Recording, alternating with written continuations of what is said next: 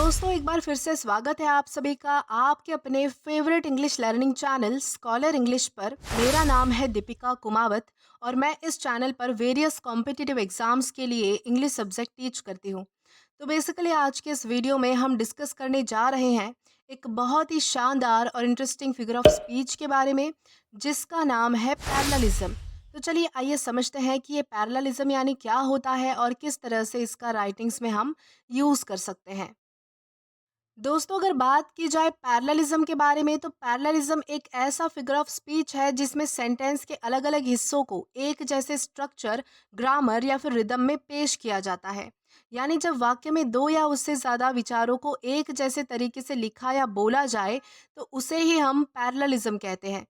इसका मकसद होता है क्लैरिटी बढ़ाना, सुनने वाले के लिए लैंग्वेज को अपीलिंग बनाना और एक तरह से तालमेल या फिर सिमेट्री देना। दोस्तों, पैरेललिज्म जो है वो कभी कभी रेपिटेशन, एनाफोरा या फिर एंटीथेसिस से मिलता जुलता भी लग सकता है।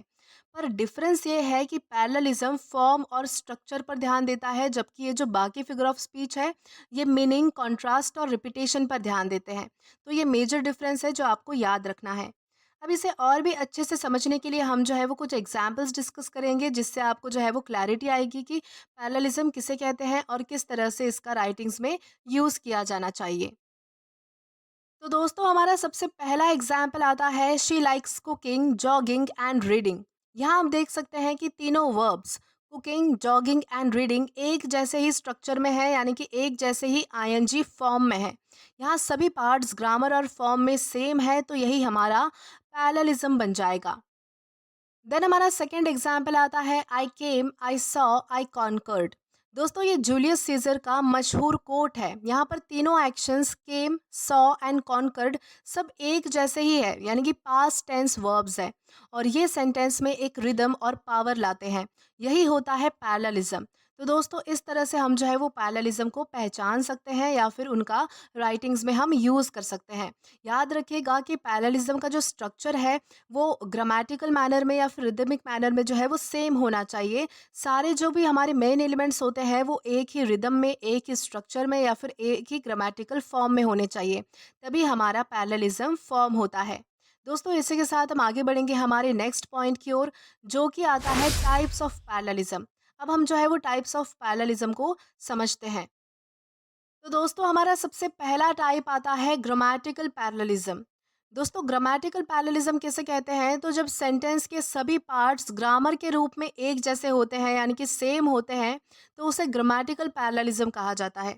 जैसे कि for example, he wanted to study, to sleep and to relax.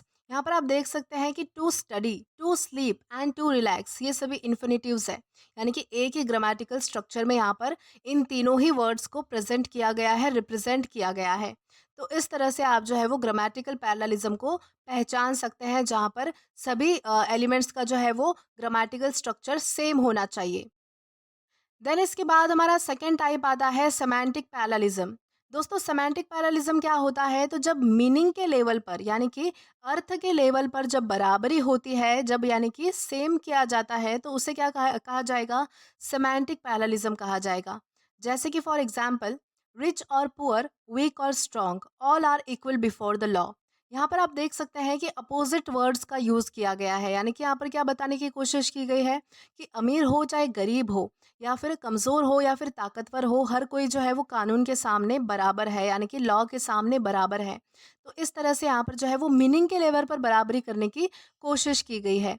तो इस तरह से आप जो है वो सेमांटिक पैरेललिज्म को अच्छे से समझ सकते हैं। देन इसी के साथ हम आगे बढ़ेंगे हमारे लास्ट टाइप की ओर। तो हमारा लास्ट टाइप आता है साउंड बेस्ड पैरेललिज्म। दोस्तों, इसे रिदमिक पैरेललिज्म भी कहा जाता है। इसका मतलब होता है कि जब शब्दों का पैटर्न या राइम सेम सिमिलर होता है, यानी कि जब शब्दों का पैटर्न या फिर राइमिंग स्कीम जो है वो सेम होती है या फिर राइम बनता है, तो उसे हम क्या कहेंगे? साउंड बेस्ड पैरेललिज्म कहेंगे या फिर रिदमिक पैरेललिज्म कहेंगे। जैसे कि for example, easy come easy go. यहाँ पर आप देख सकते हैं कि ये एक रिदम भी है, साथ ही साथ जो है वो रेपिटेशन भी यहाँ पर दर्शाया गया है, तो यही हमारा बन जाएगा साउंड बेस्ड पैरेललिज्म। तो दोस्तों, आई होप आपको अच्छे से समझ आया होगा कि पैरेललिज्म यानी क्या होता है, उसके एग्जाम्पल्स कैसे हैं, यानी कि किस तरीके से हम उसे यूज़ कर सकते हैं राइटिंग्स में और क्या कुछ उसके टाइप्स हैं।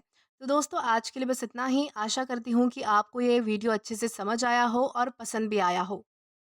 दोस्तों अगर आपने अभी तक हमारा टेलीग्राम चैनल ज्वाइन नहीं किया है तो टेलीग्राम पर English with Deepika Kumawat search करके या फिर डिस्क्रिप्शन में दिए गए लिंक के थ्रू डायरेक्ट आप हमारा टेलीग्राम चैनल ज्वाइन कर सकते हैं, ताकि आप कभी भी किसी भी नए आने वाले वीडियो से रिलेटेड कोई भी अपडेट्स मिस ना करें।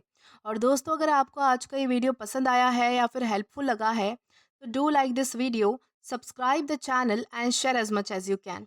और अगर आपने इससे पहले वाले वीडियोस नहीं देखे हैं तो यहाँ पर मैंने एक प्लेलिस्ट प्रोवाइड कर दी है, जहाँ पर आप क्लिक करके वो सभी पहले वाले वीडियोस भी देख सकते हैं और एक्सप्लोर कर सकते हैं। Till then keep learning. Thank you.